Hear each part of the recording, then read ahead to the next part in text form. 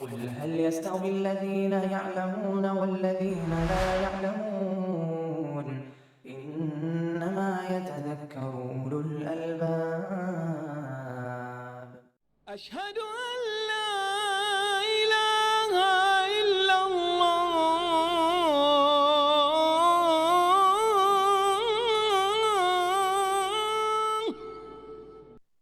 الحمد لله رب العالمين، ولا عاقبة للمتقين ولا عدوان إلا على الظالمين، والصلاة والسلام على نبينا محمد وعلى آله وصحبه أجمعين، أما بعد. باب الغسل من الجنابہ، یہ غسل جنابت کا باب ہے۔ الغسل من الجنابہ من سببیہ ہے، جنابت کے سبب غسل کا بیان، یعنی وہ غسل جس کا سبب جنابت ہو۔ آدمی جنبی ہو جائے، مرد یا عورت، تو اس پر غسل واجب ہے۔ یہ حدث اکبر ہے۔ جنابت ہونا یا جنبی ہونا مرد عورت پر غسل کو واجب کرتا ہے۔ من موجبات الغسل، غسل کو واجب کرنے والی چیزوں میں سے ایک یہ ہے۔ اب جنابت دو طریقے سے ہوتی ہے۔ بیوی سے مجامعت کرنے کی صورت میں اگر منی کا انزال ہو تو غسل واجب ہے۔ اگر آدمی بیوی سے مجامعت کرے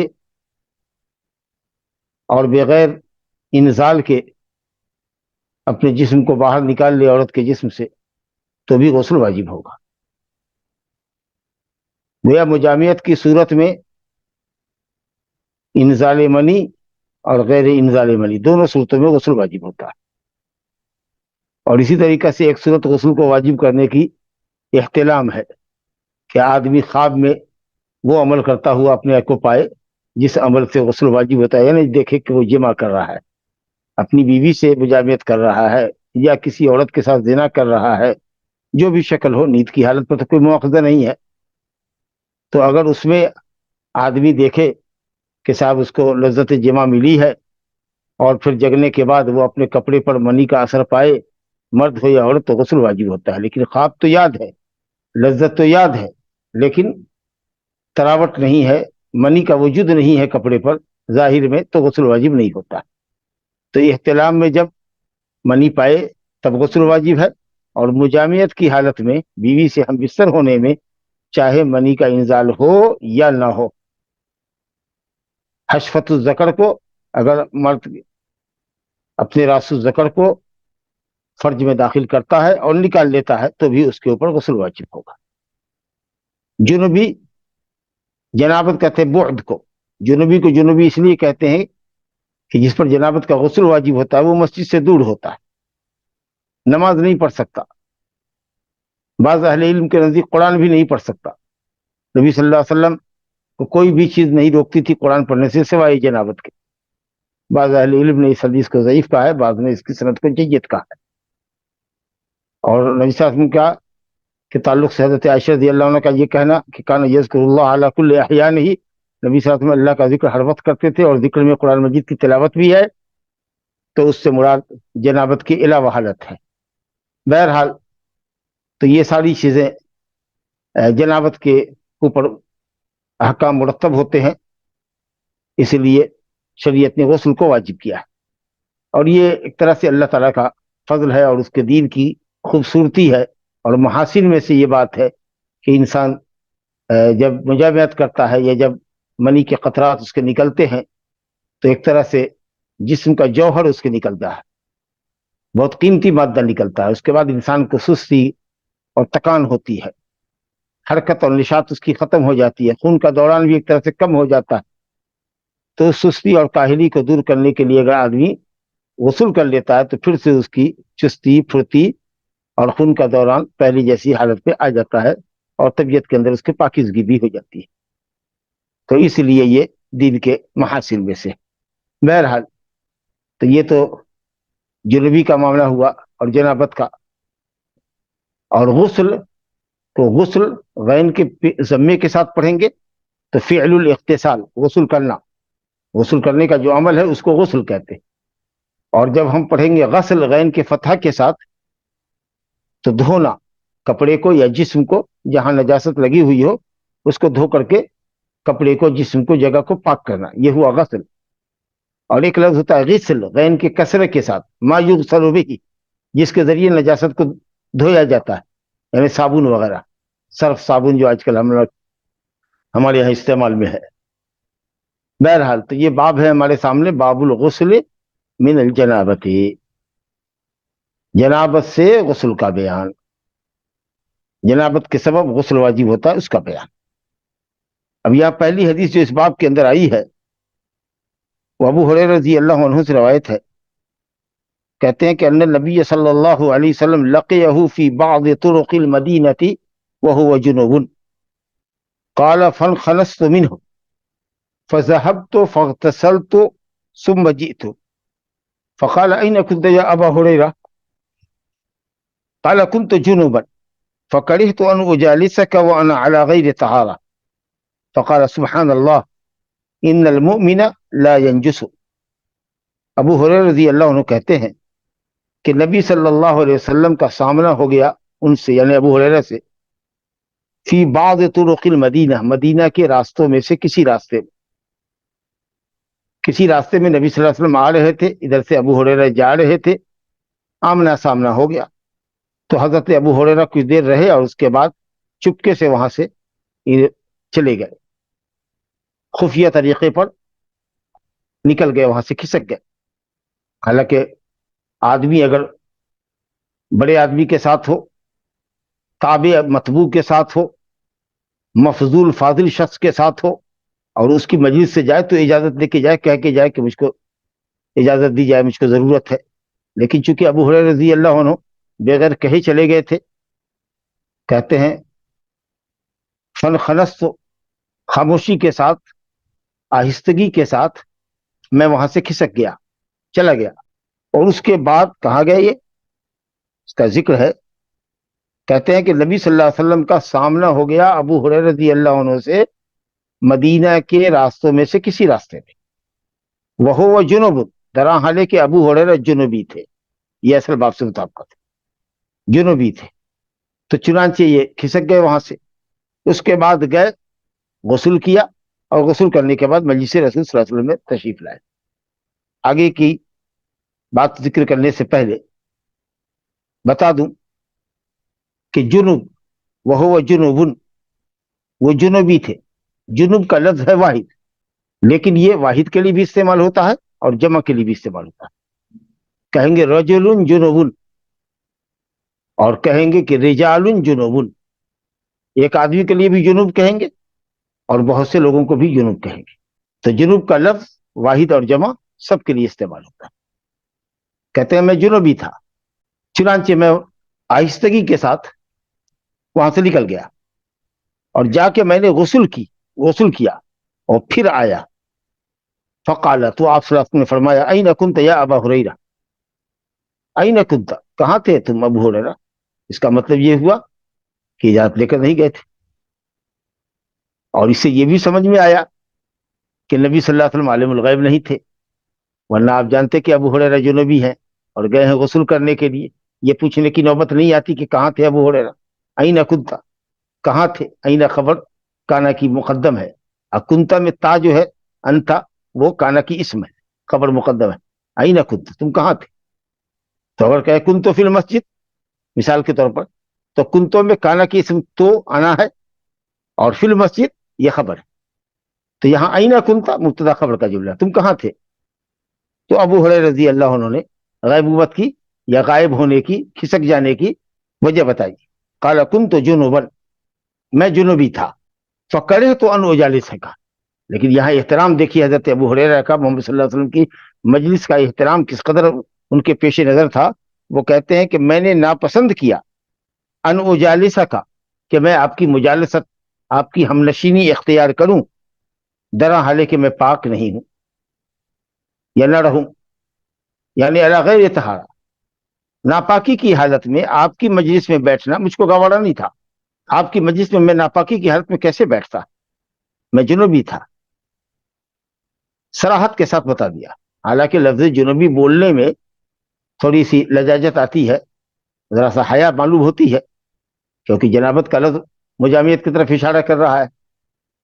لیکن کبھی کبھی ایسا لفظ جس کو عام طریقے سے بولنے میں آدمی کو شرمندگی کا احساس ہوتا ہے, مصلحتاً ضرورتاً حقائق کو واضح کرنے کے لیے آدمی کو بولنا پڑتا ہے, ورنہ اشارہ اور کنایہ سے کم چلانا چاہیے. اگر اشارہ سمجھ میں آ جائے تو ٹھیک ہے, ورنہ صراحت کے ساتھ بولنا چاہیے. تو کہا کہ یا رسول اللہ میں جنوبی تھا, میں نے آپ کی مجالست, آپ کی ہم نشینی, آپ کی مجلس میں آپ کے ساتھ بیٹھنا ناپاکی کی حالت میں پسند نہیں کیا. تو آپ صلی اللہ علیہ وسلم نے کہا سبحان اللہ. سبحان اللہ کا معنی ہم لوگ کیا کرتے ہیں کہ اللہ تعالیٰ ہر عیب و نقص سے پاک ہے.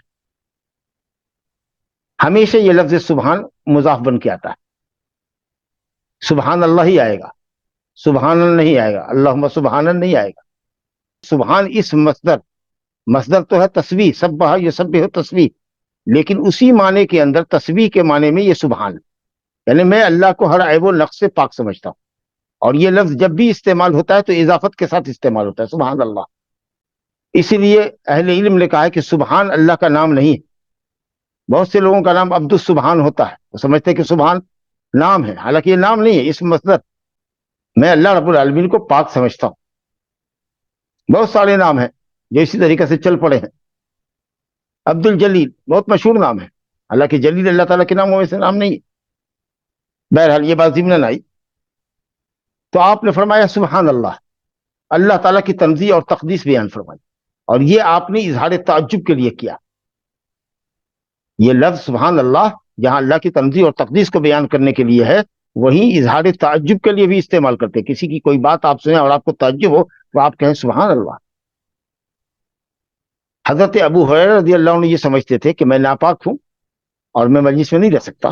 تو آپ صلی اللہ علیہ وسلم نے اس پر اظہار تعجب فرماتے ہوئے کہا کہ ان المؤمن لا ينجس, مومن ناپاک نہیں ہوتا, مومن ناپاک نہیں ہوتا. نجاست کی وجہ سے تمہارا ہاتھ پاؤں ناپاک نہیں ہے, جسم ناپاک نہیں ہے. یہ ایک نجاست حکمی ہے کہ تم نجس کے حکم میں ہو لیکن تم نجس نہیں ہو. مومن حیاً و میتاً اپنے عقیدے کی بنیاد پر ناپاک نہیں ہوتا ہے. ناپاکی دو طرح کی ہوتی ہے, ایک نجاست حسیہ ہوتی ہے, ظاہری ناپاک, ایک نجاست معنویہ ہوتی ہے. اگر جسم کے اوپر, کپڑے کے اوپر پیشاب پخانہ لگ جائے تو ظاہر ہے کہ ناپاک تو ہوگا. مسلمان کے بھی جسم میں بھی اگر پخانہ لگ جائے تو ناپاک تو ہوگا ہی. تو نجاست حسیہ کا انکار نہیں ہے, یہاں پر نجاست معنویہ کا ہے کہ روحانی طور پر, ایمانی طور پر, اپنے باطن کے اعتبار سے مومن ناپاک نہیں ہے. اور یہاں قرآن نے کہا انما المشرکون نجس, مشرکین نجس ہیں, تو وہاں پر نجس سے مراد اعتقادی ناپاکی ہے, یہ نہیں کہ ان کا جسم ناپاک ہے. یا اگر غیر مسلم کے ہاتھ سے اگر آپ کا ہاتھ ٹچ کر جائے یا اس کا پسینہ آپ کے بدن میں اور کپڑے میں لگ جائے تو آپ کا جسم اور کپڑا ناپاک ہوتا ہے, ایسا مطلب یہ معنی نہیں ہے. وہ عقائدی طور پر, باطنی طور پر ناپاک ہے, اور ہم عقیدے توحید کی وجہ سے پاک ہیں. تو یہاں نبی صلی اللہ علیہ وسلم نے فرمایا کہ ان المومن لا ینجس, مومن ناپاک نہیں ہوتا ہے. کون سی ناپاکی کا آپ نے, کون سی ناپاکی کی آپ نے نفی فرمائی؟ نجاست معنویہ کی, نجاست باطنہ, باطنی ناپاکی. باقی ظاہری ناپاکی اگر جسم میں لگے گی, کپڑے میں لگے گی, تو آدمی تو ناپاک ہوگا ہی. مطلب یہ ہوا کہ آدمی جنوبی کی ہونے کی حالت میں بھی کسی کے ساتھ بیٹھ سکتا ہے, چل سکتا ہے.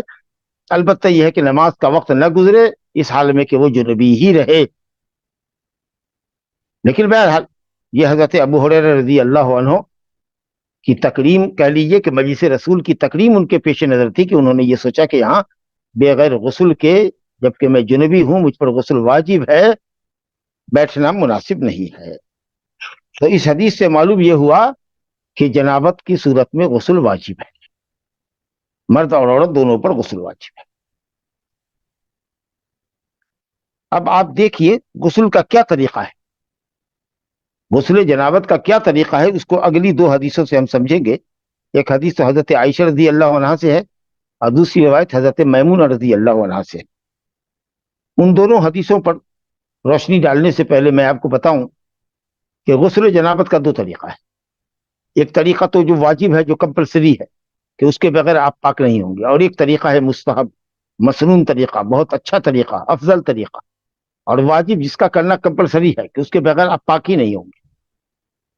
تو واجب طریقہ یہ ہے کہ آدمی پہلے شرمگاہ کو دھوئے، مراد ہے اگلی شرمگاہ، مرد ہو یا عورت، جس میں فرج کی رطوبت، منی اور فرج کی رطوبت آدمی کے جسم میں لگی ہوئی ہے، تو پہلے وہ یہ کرے کہ شرمگاہ کو دھوئے، اچھی طرح سے شرمگاہ کو دھوئے۔ اس کے بعد اپنے ہاتھ کو مٹی سے یا صابن سے ملے، ملنے کے بعد وہ بسم اللہ کرے، نیت کرے غسل کی، کیونکہ یہ غسل عبادت ہے، بغیر نیت کے غسل نہیں ہوگا، طہارت نہیں ہوگی۔ تو غسل جنابت کی نیت کرے، پاکی کی نیت کرے، نماز پڑھنے کی نیت کرے، اس پاکی کی جس کے لیے، اس غسل کی جس کے لیے غسل کرنا ضروری ہے، پاکی ضروری ہے۔ تو طہارت کی نیت ہونی چاہیے جو قلب میں ہے ہمارے، کہ ہم جنوبی ہو کر کے نماز نہیں پڑھ سکتے، تلاوت نہیں کر سکتے، مسجد میں نہیں داخل ہو سکتے، اسی لیے ہم پاکی کے لیے غسل کریں۔ اگر بلا غسل نیت کے غسل کریں گے غسل نہیں ہوگا، اور اگر اس غسل کے بعد نماز پڑھ لی ہے تو بھی غسل نہیں ہوا، نماز کو پلٹانی پڑے گی، پھر سے غسل کرنا ہوگا نیت کے بعد اور نماز پلٹانی پڑے گی۔ تو نیت ہونی چاہیے، پہلے شرمگاہ دھویا، ہاتھ کو صاف کر لیا صابن یا مٹی سے، تاکہ ہاتھ کے اندر جو منی اور عضو کے اندر جو کچھ لگا ہوا حصہ ہے جی، جو جس کے اندر چکناہٹ ہوتی ہے، اس کو صابن سے اچھی طرح سے ہاتھ کو صاف کر لیا، اور اس کے بعد نیت کی، بسم اللہ کیا، اور بسم اللہ کے بعد کلی کیا اور ناک میں پانی ڈالا، کیونکہ یہ ضروری ہے، کلی اور ناک میں پانی ڈالنا واجب ہے۔ یہ جسم ظاہر کے اندر داخل ہے، جسم ظاہر کے اندر اس لیے داخل ہے کہ روزے کی حالت میں ہم منہ میں اور ناک میں پانی ڈالتے ہیں، اگر باطن ہوتا، پیٹ کا حکم اس کا ہوتا تو روزہ ہمارا ٹوٹ جاتا۔ اور وضو کے باب میں ہم پڑھ چکے ہیں کہ کوئی بھی وضو نبی صلی اللہ علیہ وسلم کا زندگی بھر کبھی بھی، آپ کا کوئی بھی وضو بغیر کلی اور ناک میں پانی کے بغیر نہیں ہوتا تھا۔ اور غسل جنابت میں تو فتحروا قرآن نے کہا ہے، مکمل پاکی حاصل کا، اسی لیے حنفیہ بھی غسل جنابت میں اس کو واجب کہتے ہیں، لیکن مالکیہ اور شافعیہ کے نزدیک غسل جنابت ہو کہ وضو ہو، دونوں جگہ کلی اور ناک میں پانی ڈالنا سنت ہے، بہرحال راجح قول ہے کہ واجب ہے، تو اس لیے کلی اور ناک میں پانی ڈالی، اور اس کے بعد پورے جسم کے اوپر پانی بہا لیجیے، کیسے بھی ہو، پورا جسم اگر آپ کا بھیگ گیا، گیلا ہو گیا، آپ پاک ہو گئے، اور نیت ہے آپ کی کہ ہم اس کے بعد جا کے مصلی پر کھڑے ہوں گے، نماز پڑھیں گے، آپ سیدھے چلے جائیے، دوبارہ وضو کرنے کی کوئی ضرورت نہیں ہے، کیونکہ حدث اصغر حدث اکبر کی وجہ سے زائل ہو گیا۔ جب غسل پورے جسم کے اوپر پانی گیا تو اعضاء وضو بھی آپ کے دھل گئے، تو گویا شرمگاہ دھونا، ہاتھ کو ملنا، کلی اور ناک میں پانی ڈالنا، طبعاً غسل جنابت کی نیت کے ساتھ، اور اس کے بعد جیسے بھی ہو آپ نے پورے جسم کو بھگو لیا، آپ کا غسل ہو گیا۔ کوئی شخص تالاب میں جائے، شرمگاہ کو دھو لے، اور پھر کلی اور ناک میں پانی ڈال لے، اور اس کے بعد ایک ڈبکی لگائے، اور ڈبکی لگانے کے بعد باہر آئے، کپڑا بدل کر کے مصلی پر کھڑا ہو جائے، اور اس کی نیت تھی کہ نماز پڑھے گا، ہو گیا کافی۔ لیکن جو افضل شکل ہے وہ حضرت عائشہ اور حضرت میمونہ رضی اللہ عنہما کی حدیث کے اندر موجود ہے، جس کو ہم پڑھیں گے، جس کا خلاصہ یہ سن لیجئے کہ پہلی شکل یہ ہے کہ شرمگاہ کو اچھی طرح سے دھوئیں، جیسے کہ ابھی آپ کو بتایا، اس کے بعد ہاتھ کو صابن سے صاف کر لیں، اچھی طریقے سے رگڑ کے مل کے دھو لیں، اس کے بعد بسم اللہ کر کے آپ وضو شروع کریں، جیسے نماز کے لیے وضو کریں۔ اگر سو کے جگہ ہیں تو پہلے پانی کو گرا لیجئے کسی مگ کے ذریعے، یا بالٹی کو، بکٹ کو تھوڑا سا مائل کیجئے، ٹیڑھا کیجئے تاکہ پانی نکلے، داہنا ہاتھ پہلے دھو لیجئے، پھر داہنے ہاتھ سے بایاں ہاتھ دھو لیجئے، جیسا کہ ہم پڑھ چکے ہیں کہ 3 مرتبہ آپ نے ہاتھ کو دھو لیا۔ اب داہنے ہاتھ سے پانی لیا، پانی لینے کے بعد آپ نے کلی اور ناک میں پانی ڈالا، وضو جیسے نماز میں کرتے ہیں اس طریقے سے اچھی طرح سے آپ نے وضو کر لیا، ہاتھ دھو لیا، سر کا مسح کر لیا، کان کا مسح کر لیا، پاؤں دھو لیا۔ پاؤں میں اختلاف ہے کہ پاؤں پہلے دھونا چاہیے کہ بعد میں دھونا چاہیے، یہ ذکر ابھی چلا آئے گا۔ اس کے بعد جب آپ نے وضو مکمل کر لیا تو تھوڑا سا پانی میں انگلی ڈال کر کے، دونوں ہاتھ کی انگلی ڈال کر کے تھوڑا سا پانی لے کر کے بال کی جڑوں کو، سر کے بال کی جڑوں کو بھگویا، تاکہ چمڑے کی جو سینسٹیویٹی اس کی ختم ہو جائے، حساسیت ختم ہو جائے، کیونکہ یکلخت اگر آپ پانی اوپر سے ڈالیں گے تو ممکن ہے کہ بدن میں سیرن پیدا ہو جائے، سردی لگ جائے آپ، تو اس لیے یہ بال کی جڑوں کو تھوڑا گیلا کیجیے، اور خاص کر نبی صلی اللہ علیہ وسلم اس لیے کرتے تھے کہ پانی آپ کے پاس کم ہوا کرتا تھا، تو پانی سے بال کی جڑوں کو گیلا کر لیتے تھے۔ اس سے چمڑے کی حساسیت بھی ختم ہو گئی، جڑیں بھی گیلی ہو گئی۔ اس کے بعد نبی صلی اللہ علیہ وسلم 3 لپ دونوں ہاتھ کو ملا کر کے جو ہوتا ہے اس کو لپ کہتے ہیں، اس سے 3 مرتبہ آپ سر کو بھگوتے، دائیں بائیں اور پھر بیچ سر میں پیچھے، اور سر کو ذرا سا حرکت دیتے ہاتھ سے تاکہ بال کی ساری جڑیں بھیگ جائیں۔ اس طریقے سے سر آپ کا بھیگ گیا، پھر جسم کے بقیہ حصے پر آپ پانی بہاتے۔ اس میں بہتر یہ کہ داہنے سے پہلے شروع کریں، کیونکہ حضرت عائشہ رضی اللہ عنہ کی صحیحین کی روایت ہم پڑھ کے آ چکے ہیں کہ کانا یوجبہ التیمم فی طہورہ وفی تنعلہ وترجلہ وفی طہورہ وفی شأنہ کلہ، فی تنعلہ وترجلہ وطہورہ وفی شأنہ کلہ۔ پاکی میں، جوتا پہننے میں، تمام چیزوں میں آپ صلی اللہ علیہ وسلم کو دائنا پسند تھا، تو پہلے دائنے حصے پر پانی بہایا، پھر بائیں حصے پر پانی بہایا، اس کے بعد چلے گئے مصلی پر کھڑے ہو گئے۔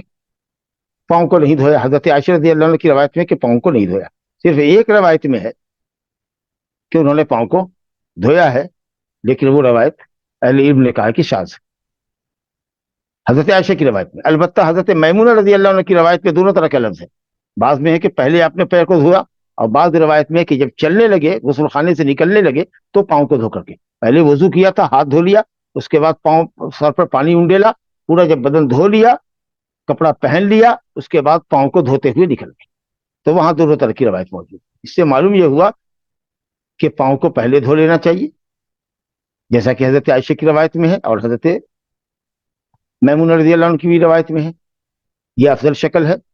بعضوں نے یہ کہا کہ صاحب پاؤں کو بعد میں دھونا چاہیے، اور کچھ لوگوں نے یہ کہا کہ اگر کیچڑ کی جگہ میں ہو، تالاب میں ہو، یا کچی زمین پہ غسل کر رہے ہوں جہاں پانی اور کیچڑ جمع ہو گیا ہے، تو پاؤں کو پہلے نہ دھوئیں، غسل کرنے کے بعد پاؤں دھوئیں۔ اور اگر پلاسٹر کی ہوئی جگہ ہو، جیسے آج کل ہم لوگوں کے باتھ روم میں ہوتا ہے، تو پاؤں کو دھو لینا چاہیے۔ اور کچھ لوگوں نے چاہا کہ دونوں حدیث پر عمل کرتے ہوئے پہلے بھی دھو لیں، اور بعد میں چلنے لگے تو ایک مرتبہ اور پاؤں کو دھو لیں، کھنگال لیں پاؤں کو۔ چلیے بہرحال معاملے میں وسعت ہے، کبھی پیر کو پہلے دھویا تو بعد میں نہیں دھویا، پہلے بعد میں دھویا تو پھر وضو کے ساتھ نہیں دھویا۔ حضرت میمونہ کی روایت میں ہے کہ آپ نے صرف چہرہ دھویا، دونوں ہاتھ دھوئے اور سر سے پانی انڈیلا، آپ نے مکمل وضو بھی نہیں کیا، بعض حصے پر وضو اعضائے وضو کو دھویا، اس کے بعد بقیہ کو غسل میں آپ نے ترک کر دیا، اور پھر چلنے لگے تو پاؤں کو دھویا۔ تو یہ جو طریقہ ہے کہ شرمگاہ دھو لیں، ہاتھ کو مل لیں، اور اس کے بعد مکمل نماز کے وضو کی طرح وضو کریں، اور پھر اس کے بعد غسل کریں۔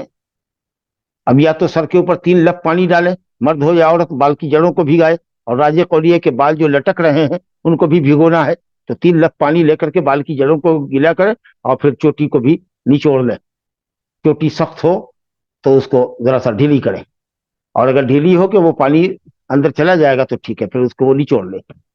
ماشاءاللہ اب تو پانی کی سہولت ہے، لیکن ہو سکتا ہے کہ ٹھنڈے ملک میں بار بار چوٹی کھولنے اور اس کو کھنگالنے اور صابن لگانے کی وجہ سے دقت ہو، تو 3 لپ پانی انشاءاللہ کافی ہے، لیکن ضروری ہوگا کہ بال کی ساری جڑیں بھیگنی چاہیے، کوئی جڑ خشک نہیں رہے، غالب گمان پر کہ ہم نے بال کو بھیگو لیا۔ اب ہر بال کی کا مطلب یہ نہیں ہے کہ صاحب ہم اس کو یقین کریں، غلبہ گمان پر عمل کریں گے کہ ہمارا جسم بھیگ گیا، ہمارا چمڑا بھیگ گیا، ہمارے بال کی جڑیں بھیگ گئی۔ تو یہ جو طریقہ ہے نبی صلی اللہ علیہ وسلم کا سنت ہے، اور بہتر ہے کہ یہ ہمارا وضو پر مشتمل ہو۔ لیکن اگر نہیں ہے، طہارت کی نیت سے آپ نے شرمگاہ دھو لیا، کلی ناک میں پانی ڈالا، اور آپ نے شاور کھول لیا، اس کے نیچے آپ نے پورے بدن کو بھیگو لیا، اس کے بعد کپڑا پہنا، آپ چلے گئے، الحمدللہ آپ پاک ہوئے اور نماز آپ پڑھ سکتے۔ پھر الگ سے وضو نبی صلی اللہ علیہ وسلم نے نہیں کیا، کیونکہ آپ کی نیت ہے کہ اس کے بعد ہم جا کر کے نماز بھی پڑھیں گے۔ دیکھیے حدیث کے ساتھ چلتے ہیں۔ حضرت عائشہ رضی اللہ عنہ کہتی ہیں کہ نبی صلی اللہ علیہ وسلم اذا اغتسل من الجنابہ، جب غسل جنابت فرماتے، یعنی جب غسل جنابت شروع کرتے یا غسل جنابت کا جب ارادہ کرتے، غسل یدیہ، تو اپنے دونوں ہاتھ کو دھوتے، ثم توضأ وضوءہ للصلاۃ، یہاں شرمگاہ کے دھونے کا ذکر انہوں نے نہیں کیا ہے، لیکن ظاہر ہے کہ شرمگاہ میں رطوبت فرج کی لگی ہوئی ہے، ملی لگی ہوئی ہے، تو اس کی تو صفائی تو مست ہے، ضروری ہے، جیسا کہ میمونہ رضی اللہ عنہ کی روایت میں آئے گی۔ تو دونوں روایتوں کو دیکھ کر کے ہم مسئلے کو مکمل کر رہے ہیں، تو یہاں تو ضرور شرمگاہ دھونے کا ذکر نہیں ہے، لیکن وہاں ضروری ہے، اور وہ کمپلسری ہے کہ پہلے آدمی شرمگاہ دھوئے، اور پھر ہاتھ کو رگڑے بھی، ملے بھی صابن سے یا مٹی سے۔ اس کے بعد ثم توضأ وضوءہ للصلاۃ، آپ نے وضو کیا جیسے کہ نماز کے لیے آپ وضو کرتے ہیں، ثم اغتسل، پھر آپ نے غسل کیا، پورے بدن پر پانی بہایا.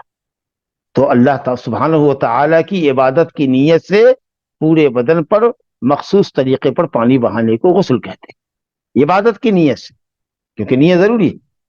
ثم یخلل بیدیہ شعرہ، نبی صلی اللہ علیہ وسلم اپنے دونوں ہاتھ سے اپنی بال کے اندر خلال کرتے، بال کی جڑوں کو بھگاتے، حتی اذا ظل، یہاں تک کہ جب آپ کو ظن غالب ہو جاتا، یا ظن یقین کے معنی میں ہے کہ آپ کے چمڑے گیلے ہو گئے، آپ کے بال کی جڑیں بھی گیلی ہو گئی، تو افاض علیہ، سر کے اوپر دونوں لب سے آپ پانی بہاتے، تین لب پانی لے کر کے پورے بال کی جڑوں کو آپ بھگو لیتے، اور پھر وہ بال سے پانی ٹپ ٹپ گرتا.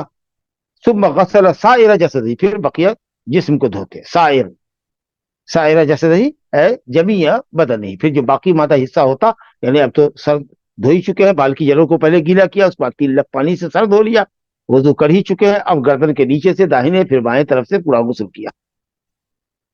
وقالت تقول، اما عائشہ کہتی ہے کہ کنت اغتسل انا ورسول اللہ صلی اللہ علیہ وسلم من اناء واحد، میں اور رسول اللہ صلی اللہ علیہ وسلم دونوں ایک برتن سے غسل کیا کرتے تھے، ایک طرف آپ بیٹھتے، ایک طرف یہ بیٹھتی، اب بیچ میں بکٹ ہوتی یا برتن ہوتا جس کے اندر پانی ہوتا، اور دونوں ایک ساتھ غسل کرتے. کہتے نغترف منہ جمیعا، اس برتن سے جس میں پانی ہوتا ہم دونوں ایک ساتھ چل لیا کرتے تھے، یعنی پانی اپنی ضرورت کے لیے لیا کرتے تھے.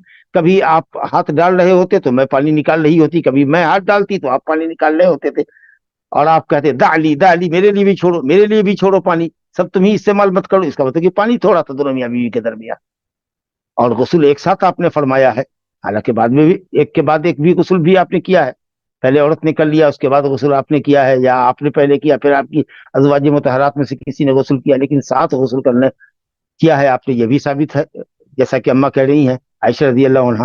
اور اس صورت پہ کہ جب ساتھ غسل ہوگا تو جسم ایک دوسرے کا لوگ دیکھے گا میاں بیوی، تو الحمدللہ اس پہ کوئی حرج نہیں، کیونکہ دونوں میاں بیوی،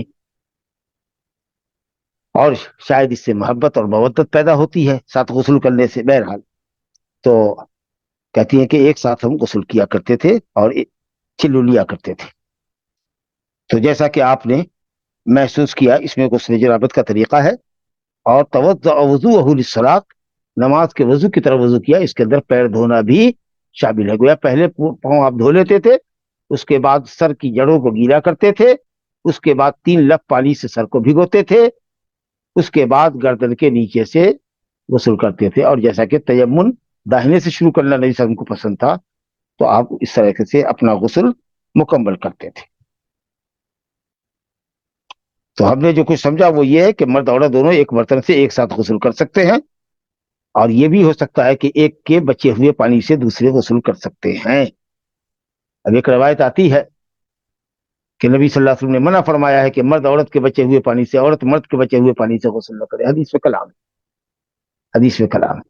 یا ممکن ہے کہ یہ کہیں کہ افضل یہ ہے کہ ایک ساتھ غسل کریں، کیونکہ اس سے مودت اور محبت بھی پیدا ہوتی ہے، اور جائز ہے کہ صاحب ایک کے بعد بھی ایک غسل کریں.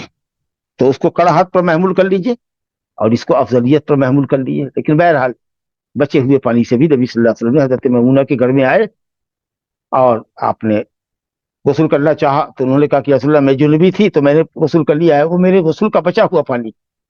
تو آپ نے کہا ان الماء لا یجنب، پانی میں جنابت نہیں سرایت کرتی ہے، پانی پاک ہے.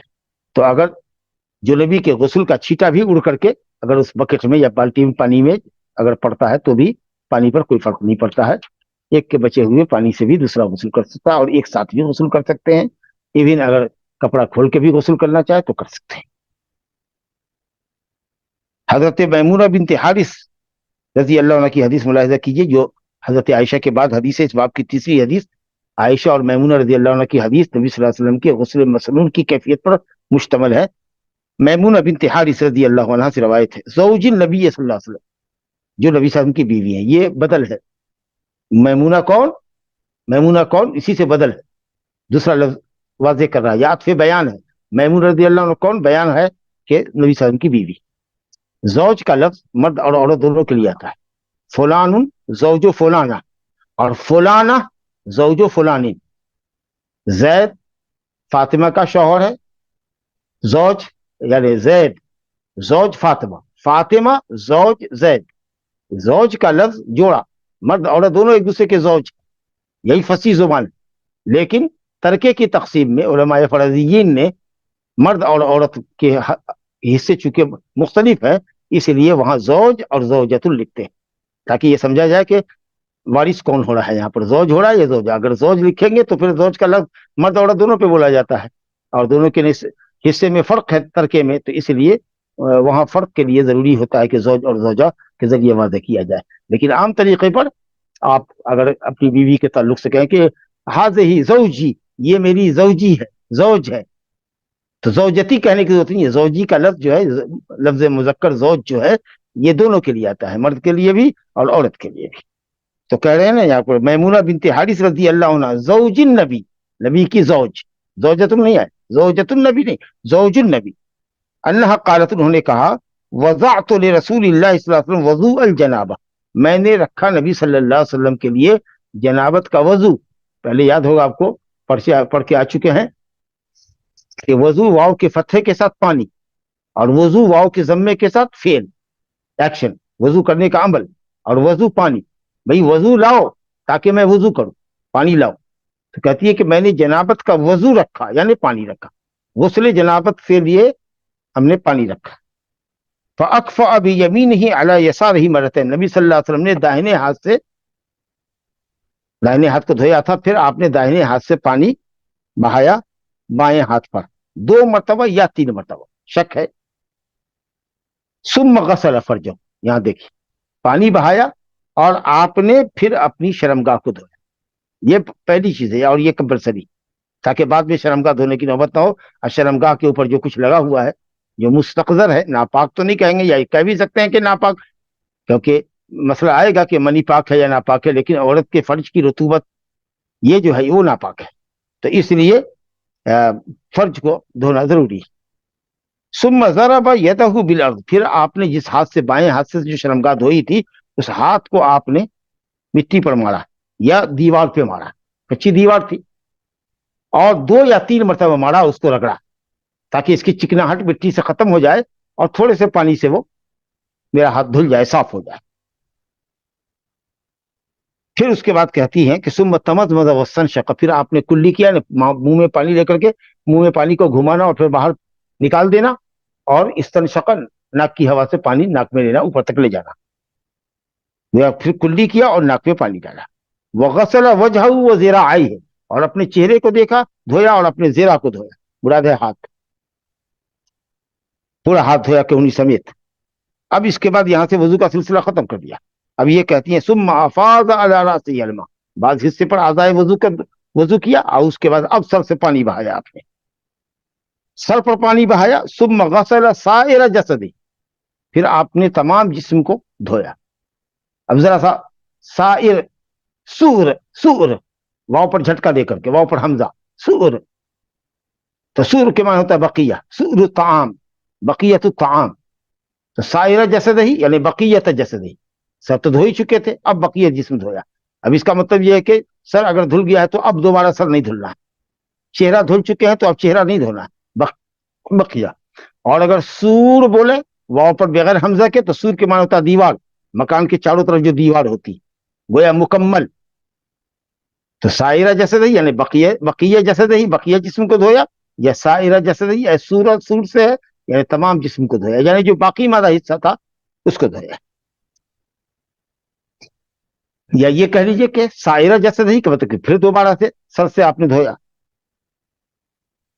सुम्म तनहा, अब हो गया, पांव के धोने का जिक्र वहां नहीं था, हाथ धोया था, सर पर पानी बहाया था, फिर सारे जिस्म पर पानी बहाया या बकिया ही जिस्म पर पानी बहाया। उसके बाद सुम्म तनहा, फिर वहां से आप हटे, और हटने के बाद, क्योंकि वो जगह कीचड़ भरी थी, मिट्टी और पानी मिलकर के कीचड़ हो गया था पैदा वहां, फगसल रिजलैहि, वहां से हटने के बाद जब सूखी जमीन पर आए तो आपने वहां पर अपना पांव धोया, दोनों पैर को धोया। फ़अतैतुहु बिखिरक़तिन, फिर मैं एक टुकड़ा ले आई कपड़े का, जो तौलिया की जगह पर इस्तेमाल हो सकता था, कि ताकि बदन को आप खुश कर लें, पानी पोंछ लें, सर का, दाढ़ी का, जिस्म का। फलम युरिदहा, आपने उसका इरादा नहीं किया, आपने पलटा दिया, कहा कि मुझको जरूरत नहीं। तो या तो आप लेते ही नहीं थे, या ये है कि آپ لیتے تھے، آج نہیں تولیہ لیا. اگر نہیں لیتے تھے تو پھر حضرت ام سلمہ حضرت میمونہ لے کر کیوں آئی؟ اس کا مطلب کہ آپ لیتے تھے لیکن ہمیشہ کی نہیں برتتے تھے، کبھی لیا بھی کبھی نہیں لیا بھی. ہم لوگ بھی ایسے ہی کرتے ہیں، کبھی تولیہ استعمال کیا بدن کو خشک کیا اور کبھی ایسے ہی کپڑا پہن لیا، خاص کر جب جلدی ہوتی ہے. ہو سکتا ہے کہ نماز کے لیے آپ کو جلدی تھی، ہو سکتا ہے کہ عادت نہ لگے کہ بغیر تولیہ کے کوئی کچھ لوگ نہاتے ہی نہیں ہے، اس عادت کو ختم کرنے کے لیے بھی آپ نے لوٹا دیا. ممکن ہے کہ میلا کچیلا رہا ہوگا، صاف ستھرا نہیں رہا ہوگا، ہو سکتا ہے کہ ریشم کا رہا ہوگا، یہ احتمال بہت سارے. بہرحال آپ نے نہیں لیا. اس کا یہ مطلب نہیں ہے کہ وضو کرنے کے بعد اور غسل کرنے کے بعد آدمی تولیہ نہیں لے سکتا، منہ ہاتھ کو پوچھ نہیں سکتا. نبی کریم صلی اللہ علیہ وسلم اس کو باقاعدہ ہاتھ کو پوچھتے ہوئے اور بال کو جھاڑتے ہوئے، بال کو سر کو بال کے انگلی سے پانی کو جھاڑتے ہوئے جا رہے ہیں.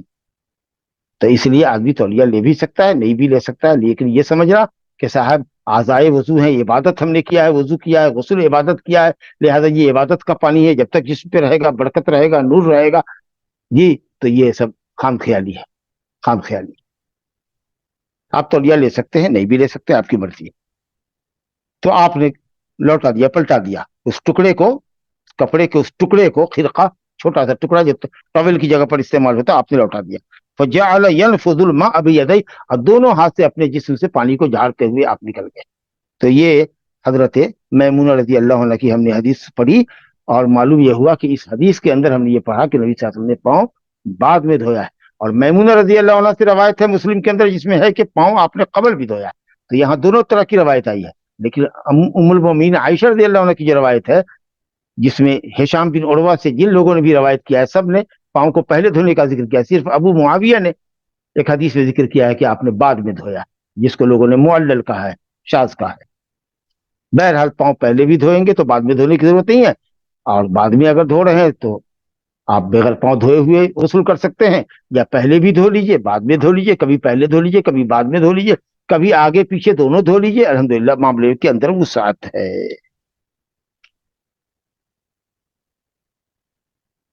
جناب اب اس کے بعد غسل جنابت کے مسنون طریقے کے ذکر کرنے کے بعد ہمارے پاس جو حدیث ہے وہ یہ ہے کہ کیا جنوبی شخص بغیر غسل کیے ہوئے، بغیر وضو کیے ہوئے سو سکتا ہے؟ صبح اٹھ کر کے غسل کرے گا، کیا حکم ہے اس کا؟ کیا بغیر پانی استعمال کیے ہوئے، بغیر شرمگاہ دھوئے ہوئے، بغیر وضو کیے ہوئے مرد عورت سو سکتے ہیں؟ یا وضو کر کے سونا ضروری ہے، یا یہ کہ مستحب ہے، یا یہ کہ صاحب جائز ہے، کوئی قباحت نہیں ہے، ایسے بھی آدمی سو سکتا ہے؟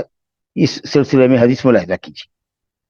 عن عبد الله بن عمر رضي الله عنه أن عمر بن الخطاب رضي الله عنه قال يا رسول الله أيرقد أحدنا وهو جنوب؟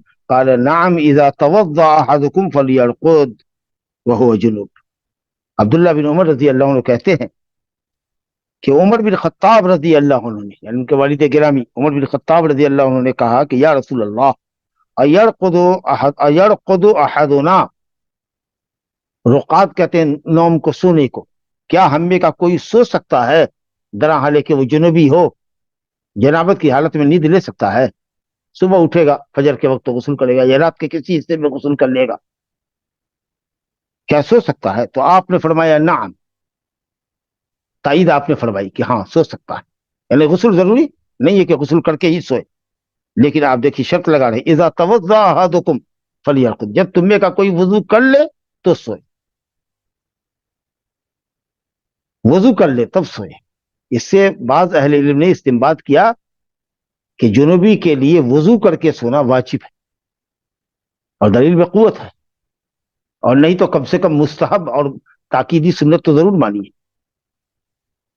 اب وہ جو حدیث آتی ہے سنن وغیرہ کے اندر، اما عائشہ کہتی ہیں کہ کان نبی اللہ صلی اللہ علیہ وسلم یا کان رسول اللہ ینام عندنا وهو جنوب ولم یمس ماء، نبی صلی اللہ علیہ وسلم سوتے تھے درا حالے کہ آپ جنوبی ہوتے تھے اور آپ پانی بھی نہیں چھوتے تھے، یعنی بلا وضو کے آپ سو جاتے تھے. اگر یہ مطلب ہے تو حدیث معلول ہے، کمزور حدیث، کمزور حدیث ہے. یہ صحیح ہے کی روایت ہے جو ہمارے پاس ہے کہ ہاں سو سکتا ہے بشرطے کہ وضو کرے، وہ حدیث ضعیف ہے. یا پھر لم یمس مان کا مطلب کہ ماء الغسل، غسل کا پانی استعمال کیے بغیر سو جاتے تھے، نہیں غسل کیے بغیر سو جاتے تھے، لیکن وضو کی نفی نہیں. اور اگر وضو کی نفی ہے تو حدیث ضعیف. لہذا کم سے کم درجہ تاکیدی استحباب کا ہے. یا پھر اگر کوئی کہتا ہے کہ واجب ہے وضو کر کے سونا تو بھی کوئی عجب نہیں. تو شرمگاہ دھو لے آدمی اور وضو کر لے. کم سے کم طہارت کبریٰ نہیں حاصل کر رہا ہے تو طہارت صغریٰ حاصل کر لے اور جا کر کے سو جائے. تو یہ مسئلہ ہے، اس لیے اس میں سستی نہیں کرنی چاہیے. اور اگر پوچھا جائے کہ کیا بہتر ہے، صبح میں غسل کریں گے یا مجامعت سے فارغ ہونے کے بعد، ہم بستری سے فراغت کے بعد ہی دونوں میاں بیوی غسل کر لیں، تو جواب یہ ہے کہ بہتر ہے کہ غسل کر لیں. بہتر ہے کہ غسل کر لیں تاکہ صبح کی نماز کے لیے جگنے میں سستی نہ ہو، تہجد میں سستی نہ ہو. اور حدیث ہے نا کہ لا تدخل الملائکۃ بیتا فیہ کلب وصورۃ یا او جنب. اس گھر میں فرشتے رحمت داخل نہیں ہوتے، رحمت کے فرشتے داخل نہیں ہوتے جس گھر میں کتا ہو، جس گھر میں جاندار کی تصویر لٹکی ہوئی ہو، اور جس گھر میں جنوبی ہو. تو اہل علم نے کہا ہے کہ بہتر ہے کہ غسل کر کے سوئے. لیکن اگر چاہے کہ غسل کو صبح تک کے مؤخر کرے تو کوئی حرج نہیں ہے، مباح ہے اس کے لیے سونا. ہاں البتہ تھوڑی سی نجاست میں تخفیف لے آئے، اپنے حدث میں تخفیف لے آئے، اور وہ یہ ہے کہ عضو مخصوص کو دھو کر نماز کے وضو کے طریقے سے باقاعدہ وضو کرے. اور ویسے بھی سنت ہے کہ جب آدمی سوئے تو باوضو سوئے، تاکہ اس کا آخری عمل جو ہو وہ وضو ہو، اور پھر دعا پڑھ کر کے وہ سو جائے. اب غسل کو واجب کرنے والی ہم نے بات کہی تھی کہ صاحب ایک تو جنابت ہے جسے میاں بیوی ایک دوسرے سے ہم بستر ہوتے ہیں، خواہ منی خارج ہو یا نہ ہو. وہ جو حدیث انما الماء من الماء، غسل واجب ہوتا ہے جب منی ہو، یہ رخصت شروع اسلام میں تھی. بعد میں شریعت کا قانون اسی پر مستحکم ہو گیا کہ اگر مجامعت ہوئی ہے، حشفہ فرج المرأہ کے اندر داخل ہو گیا تو غسل واجب ہے، فقط وجب الغسل وإن لم ينزل، چاہے انزال منی ہو کہ نہ. دوسری چیز بدخوابی، کہ اگر آدمی خواب میں دیکھے کہ صاحب اس نے مجامعت کی ہے یا نعوذ باللہ زناکاری دیکھی ہے، اس نے کوئی حرج نہیں ہے، خواب کا عمل ہے، اور تراوٹ اور منی پا رہا ہے تو اس پر غسل واجب ہے، جس کو ہم لوگ احتلام کہتے ہیں. یا نعوذ باللہ اسی طریقے سے اگر کوئی عادت سریہ کا استعمال کرتا ہے، ہاتھ کے ذریعے اپنے عضو مخصوص کو رگڑ کر کے منی کھڑا کرتا ہے، تو حرام عمل ہے. دوسرا ایک تو یہ کہ حرام عمل ہے، دوسرے یہ کہ اس پر بھی غسل واجب ہو جائے گا، کیونکہ الماء من الماء، منی کا پایا جانا تو غسل کو واجب کرتا ہی ہے، اس لیے وہ تو ہے ہی ہے مسئلہ. لیکن یہاں مجامعت میں یہ کہ غسل واجب ہوتا ہے جب منی نہ بھی ہو تو، لیکن احترام کی صورت میں منی کا پایا جانا ضروری ہے. اسی طریقے سے اگر آدمی مشت زنی کرتا ہے، ہاتھ کا استعمال کرتا ہے اور شہوت کو بھڑکاتا ہے اور منی کا اخراج کرتا ہے تو بھی غسل واجب ہے اس کے اوپر، مرد ہو یا عورت. تو ام سلمہ رضی اللہ عنہ زوج النبی صلی اللہ علیہ وسلم، دیکھا نا یہاں بھی بدل ہے، ام سلمہ سے بدل ہے، یا ام سلمہ کا عطف بیان ہے کہ ام سلمہ کون؟ وہی نبی صلی اللہ علیہ وسلم کی زوج. کہتی ہیں جاءت ام سلیم امراۃ ابی طلحہ، ام سلیم آئی جو ابو طلحہ کی بیوی ہے. یہ بھی وہی مطلب ہوا، ام سلیم کون؟ وہی ابو طلحہ کی بیوی، عطف بیان ہے، وضاحت کے لیے فرما رہی ہے. رسول اللہ کی خدمت میں آئی. ام سلمہ رضی اللہ عنہ کہہ رہی ہیں کہ ام سلیم انصاریہ ابو طلحہ کی بیوی رسول اللہ کی خدمت میں آئی. فقالت، اور کہا یا رسول اللہ، کیا عقل مند خاتون ہے، ملاحظہ کیجئے، ان اللہ لا یستحی من الحق، جو بات کہنے جا رہی ہیں اس کے ذکر سے عورت کو حیا آتی ہے، شرم آتی ہے. احترام کا ذکر ہو تو ظاہر ہے کہ عورت اگر مرد سے احترام کی بات کرے کہ بدخوابی ہوئی ہے، خواب میں دیکھا ہے مثال کے طور پر کہ اس کا شوہر اس کے ساتھ مجامعت کر رہا ہے، تو کیا غسل واجب ہوگا؟ اب ظاہر ہے کہ عورت اگر مرد سے سوال کرے، نبی صلی اللہ علیہ وسلم سے سوال کرے، کوئی بھی خاتون یا کسی بھی مفتی سے کرے تو شرم حیا تو ہے ہی، لیکن مسئلہ جاننا ہے، ضرورت ہے ذکر کرنے کی. اس لیے حضرت عائشہ رضی اللہ عنہ کہتی تھی کہ نعم النساء نساء الانصار لم یمنعہن الحیاء ان یتفقہن فی الدین. بہترین عورتیں تھیں انصار کی عورتیں، مدینہ کے انصار کی عورتیں بہترین عورتیں تھیں، جن کی حیا دین میں سمجھ اور دین کے اندر تفقہ حاصل کرنے کی راہ میں کبھی رکاوٹ نہیں بنتی تھی. وہ آتی تھی اور مسئلہ دریافت کرتی تھی، چاہے ایسی چیز کا ذکر کرتی جس کا ذکر عموماً عام طریقے سے عورتیں کرنے میں شرم محسوس کرتی ہے. تو اسی لیے آگے بطور تمہید کے کری جو بات کہنے جا رہی ہیں وہ چونکہ شرم کی بات ہے تو آگے سے پہلے تمہید انہوں نے ذکر کیا کہ ان اللہ لا یستحی من الحق، بے شک اللہ حق سے شرماتا نہیں. اللہ حق بات کہنے سے، حق بات سننے سے نہیں شرماتا. اس کا مطلب یہ کہ نا حق بات کہتے ہو تو اللہ کو شرم آتی. اور اللہ تعالیٰ کی صفتوں میں سے بھی ایک صفت حیا ہے. انسان بھی شرم کرتا ہے اپنے حساب سے، اور اللہ رب العالمین کی صفت حیا ہے وہ اس کے حساب سے ہے. ہم اس کی صفت کی کوئی کیفیت بیان نہیں کر سکتے کیونکہ وہ ہم سے مجہول ہے. صفت جو ہے، کیفیت جو ہے وہ مجہول ہے. صفت تو معلوم ہے، اس کا معنی تو معلوم ہے حیا کا، لیکن کیفیت مجہول ہے. یہی اہل سنت والجماعت کا صفات میں، اسماء و صفات کے باب میں عقیدہ ہے. حدیث ہے ان اللہ حی کریم، اللہ تعالیٰ بڑا حیا باز ہے، بڑا سخی ہے. یستحی من عبدہ اذا رفع یدیہ ان یردہما صفر، بڑا حیا باز ہے، بڑا کریم ہے، داتا ہے. اس کو شرم آتی ہے کہ بندہ اس کے سامنے ہاتھ پساڑے، پھیلائے، اور اللہ تعالیٰ ہاتھ کو خالی لوٹائے. تو کہا اللہ تعالیٰ حیا سے نہیں حیا نہیں کرتا حق باز سے. گویا میں جو کہہ رہی ہوں وہ حق ایک ضروری سوال ہے، اسی لیے میں حیا نہیں کر رہی، اگرچہ بات حیا کی ہی ہے. پوچھ رہی ہیں فہل علی المرأۃ من غسل اذا احتلمت، کیا عورت کے اوپر بھی غسل واجب ہے جب اس کو احتلام ہو جائے؟ اس کا مطلب کہ عورتوں کو بھی احتلام ہوتا ہے. لیکن بعض روایت میں ہے کہ حضرت ام سلمہ نے ان کو کھینچا اپنی طرف اور کہا کہ تم عورتوں کو رسوا کر رہی ہو، کیا عورتیں بھی محتلم ہوتی ہیں کیا؟ تو نبی صلی اللہ علیہ وسلم نے آپ نے ام سلمہ پر انکار کیا، کہا کہ اگر احترام نہیں ہوتا ہے عورتوں کو تو پھر بچہ کیسے ماں کے مشابہ ہوتا ہے؟ تو اس کا مطلب یہ کہ تمام عورتوں کو نہیں ہوتا ہے، کم عورتوں کو ہوتا ہوگا، یا انہی عورتوں کو ہوتا ہے جن کو شوہر سے ملے ہوئے کافی مدت گزر چکی ہوتی ہے. بہرحال تو کہا کہ کیا یا رسول اللہ، اگر کوئی شخص، کوئی عورت محتلم ہو جائے، خواب دیکھے کہ اس کا شوہر اس سے مجامعت کر رہا ہے مثال کے طور پر، تو کیا اس پر غسل واجب ہے؟ آپ نے فرمایا نعم، ہاں غسل واجب ہے. اذا رأت الماء، جب وہ پانی دیکھے، یعنی منی دیکھے، پانی سے مراد منی، جب منی کا اثر دیکھے اپنے کپڑے کے اوپر تب غسل واجب ہے. خواب تو یاد ہے، لذت بھی یاد ہے خواب کی، مجامعت کی، لیکن تراوٹ نہیں ہے، منی نہیں ہے. خواب مرد ہو یا عورت، غسل واجب نہیں ہے. جب منی پائی جائے گی احترام کی صورت میں تو غسل واجب ہے، لیکن مجامعت کی صورت میں، جب آدمی ایکچولی بیوی سے مجامعت کر رہا ہو، ایسی صورت میں منی پائی جائے یا نہ پائی جائے، اگر دخول پایا گیا تو غسل واجب. اذا رأت الماء، جب وہ پانی کو دیکھے. اسی پر ہم اکتفا کرتے ہیں انشاءاللہ.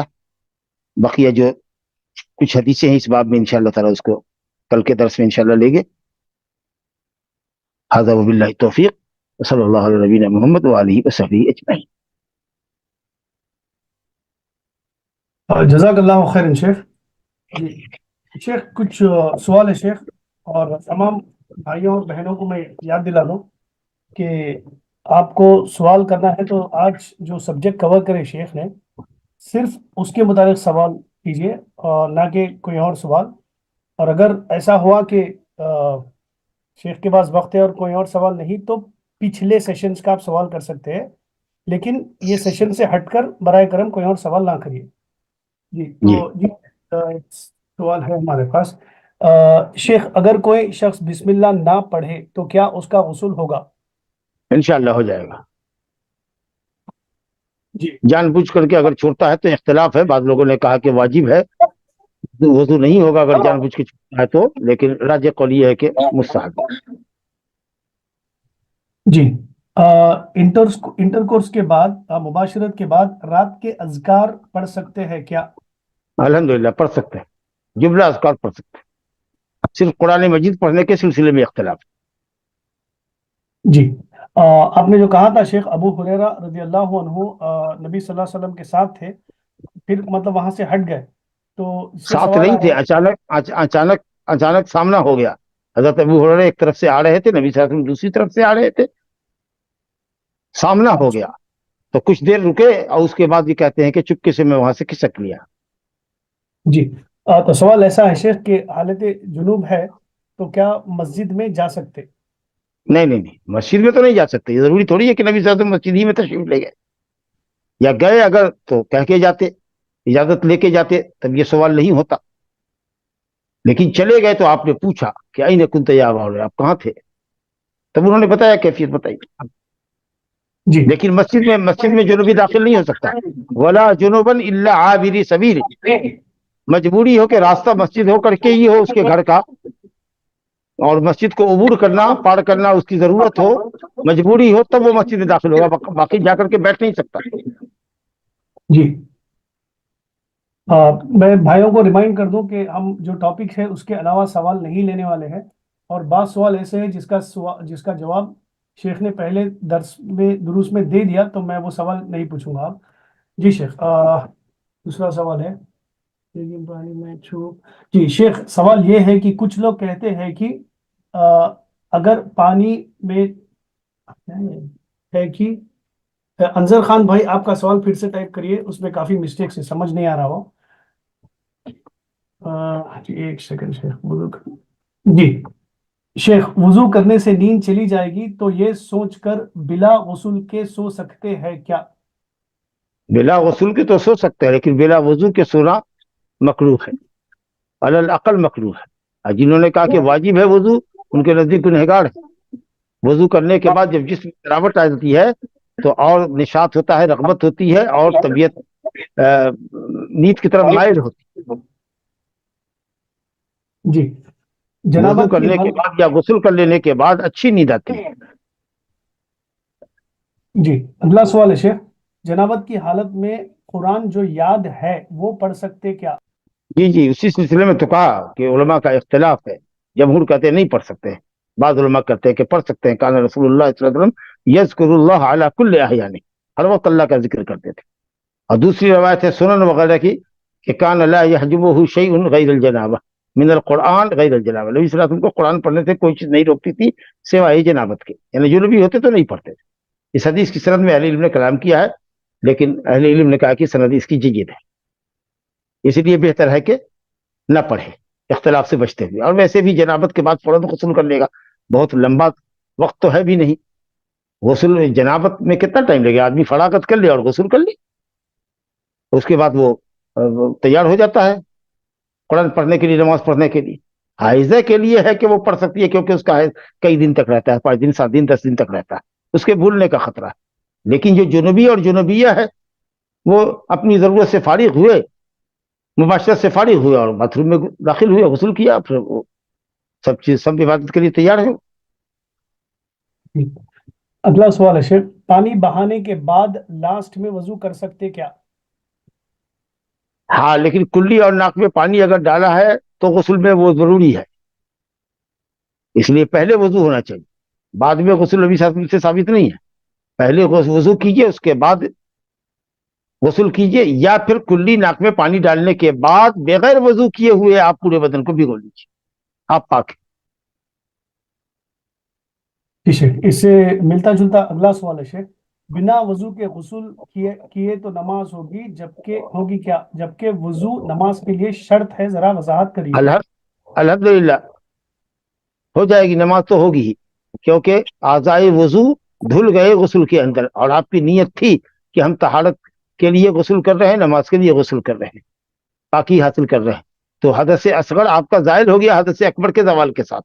جب جنابت آپ کی زائل ہو گئی، جو پورا جسم آپ کا حکمی طور پر ناپاک تھا، جب اس کی نجاست آپ کی ختم ہو گئی، حدث اکبر ختم ہو گیا، تو یہ جو وضو جو حدث اصغر سے واجب ہوتا ہے وہ تو آٹومیٹکلی ختم ہو گیا.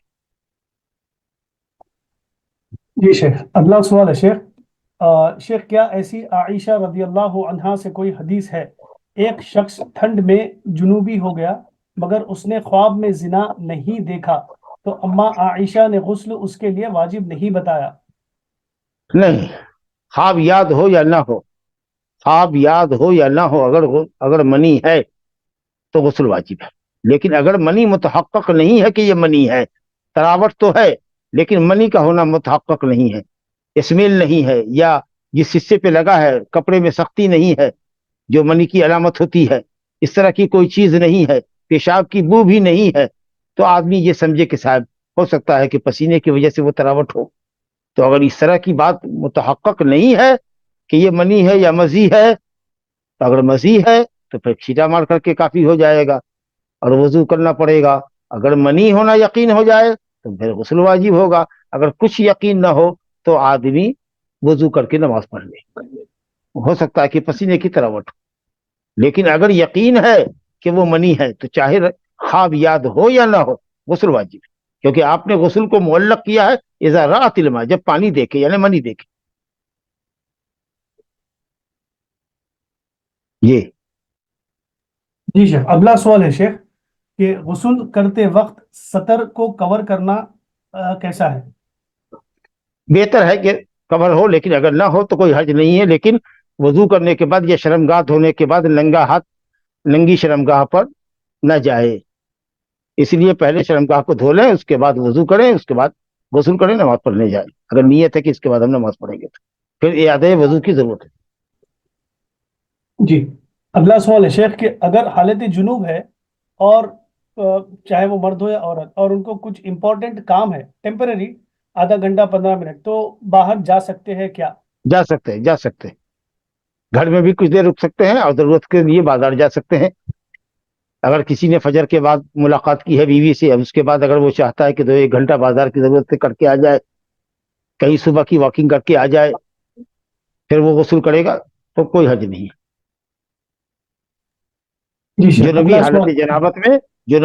جنابت میں گھر میں رہ سکتا ہے, ضرورت کے لیے بازار کی ضرورت کے لیے باہر نکل سکتا ہے. جی شیخ, اگلا سوال ہے شیخ اگر انسان خالی بھی غسل کرے بغیر جنابت کی حالت کے اور ناک میں پانی ڈالے اور کلی کرے پھر پانی بہا لے تو پھر وضو کی ضرورت نہیں ہے؟ اور اگر نیت تھی اس کی کہ اس غسل کے بعد وضو کرے گا تو جائے گا, نماز پڑھے گا. جی, اگلا سوال ہے شیخ, منی لگے ہوئے کپڑے سے نماز پڑھنا کیسا ہے؟ اگر پڑھتا ہے تو ہو جائے گا. یہ مسئلہ کل آئے گا کہ منی پاک ہے کہ ناپاک ہے. کپڑے میں لگ جائے گا تو کپڑا کو دھونا ضروری ہے, یا بغیر دھوئے ہوئے بھی نماز پڑھ سکتے ہیں, یا پانی کا چھینٹا مارنا کافی ہے, یا کیا شکل ہے. منی کی پاکی اور ناپاکی کا مسئلہ انشاءاللہ کل کے درس میں. جی, اگلا سوال ہے شیخ, بیٹھ کر غسل کرنا کیسا ہے؟ بیٹھ کے بھی کر سکتے ہیں, کھڑے ہو کے بھی کر سکتے ہیں, جیسی مرضی ہو کرے. مقصد پورے جسم کا دھل جانا ہے. غالب گمان ہو کہ ہمارا پورا جسم دھل گیا. جی, شیخ اور کچھ سوال ہے شیخ ٹاپک سے ریلیٹڈ ہی ہے. جیسا کہ وضو کی حالت, وضو کر رہے اور جیسا آپ نے بتایا کہ پانی کلی کرے اور ناک میں ڈالے, بعض لوگ کہتے ہیں کہ پھر اس کے بعد انگلی لے کر منہ میں ڈالنا چاہیے اور منہ کو صاف کرنا چاہیے, یہ کیسا ہے؟ لیکن وہ تو مسواک کی کیفیت ہے, لیکن اگر اتنا کچھ نہیں ہے تو صرف منہ میں پانی لے کر کے پانی کا منہ کے اندر گھمانا اور اس کو باہر پھینک دینا نکال کر کے, یہ کلی ہے. جی, جزاک اللہ خیر شیخ. اگلا سوال ہے شیخ, اگر غسل کے درمیان آپ مطلب پہلے وضو کر لیں اور اس کے بعد شرمگاہ کو بیچ میں ہاتھ لگ جائے تو کیا کرنا چاہیے؟ لگ جائے تو کوئی حد نہیں, لگانا جان بوجھ کے نہیں ہے, لیکن بدن کو ملتے ہوئے اور ہاتھ سے بدن کو رگڑتے ہوئے کہ خشک کوئی حصہ نہ رہے اپنی حد تک, اور اس میں اگر غیر ارادی طور پر ہاتھ اگر ننگی شرمگاہ سے ٹچ ہو جاتا ہے تو کوئی حد نہیں. جی جی شیخ, میں ابھی پڑھ رہا ہوں شیخ دوسرا سوال. شیخ, وضو کرنے کا مسئلہ سونے سے پہلے دونوں مرد اور عورت دونوں کے لیے ہے کیا؟ جی الحمدللہ دونوں کے لیے. جی شیخ, اگر عادتاً غسل کے بعد وضو کرنے کی عادت ہے تو کیا وہ کر سکتے ہیں یا اس میں کوئی کر حرج ہے؟ سکتے ہیں, کوئی حرج نہیں ہے. بس غسل, آپ کا غسل کلی اور ناک میں پانی پر مشتمل ہونا چاہیے. جی, اگلا سوال ہے شیخ, اگر شیخ ایسا محسوس ہوا کہ مزی نکلی ہے اور چیک کرنے کے لیے کہ مزی آئی ہے یا نہیں, مطلب اس کو ٹپ کو شیخ چیک کیا گیا اور اگر سوکھا ہے تو وضو کی ضرورت نہیں ہے یا ہے؟ شرمگاہ کو چھونے کے بعد وضو ہوگا کہ نہیں ہوگا یہ مسئلہ اختلافی ہے. اگر شہوت کے ساتھ نہیں چھوا ہے, صرف چیک کرنے کے لیے چھوا ہے تو انشاءاللہ تعالی وضو باقی رہے گا. جی, بہن آپ نے جو سوال کیا بچے کی پوٹی سے وضو ٹوٹے گا یا نہیں, وہ شیخ نے راجہ قول یہ ہے کہ ٹوٹ جائے گا. جی بچے کی شرمگاہ کو چھونے سے بچے کی شرمگاہ کو چھونے سے، پوٹی صاف کرنے میں بچے کی شرمگاہ کو چھونے سے وضو ٹوٹ جائے گا۔ جی شیخ، حالت جنوب میں سونا ہے تو وضو کرنا ہے، لیکن اس سے پہلے شرمگاہ کو دھونا ضروری ہے کیا؟ بہتر ہے نہ دھوئے تو کوئی حرج نہیں ہے، لیکن وضو کر لیں۔ جی بعض روایت میں ہے، بعض روایت میں واضح طریقے سے آپ نے فرمایا اغسل ذکرک وتوضأ ثم نم، پہلے جا کر شرمگاہ دھو، پھر وضو کرو، پھر سو۔ جی بارک اللہ فیکم شیخ، اور کوئی سوال نہیں ہے شیخ؟ حیاکم اللہ۔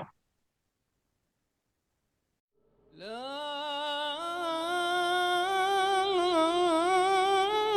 إله إلا الله.